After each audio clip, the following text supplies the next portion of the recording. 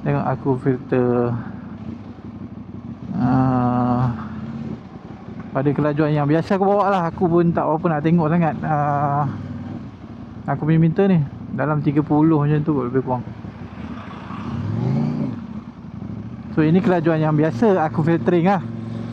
Sebab ini ikut keadaan trafik di Perak, di Ipoh. Dia orang dalam video tu dia dekat KL. Jadi aku nampak macam gap antara kita nak filter ni dekat dalam video tu lah nampak lagi luas. Jadi no wonder lah orang akan filter pada kelajuan 50 macam tu. Aku rasa normal lah kan. Tu kalau sesak macam ni bawa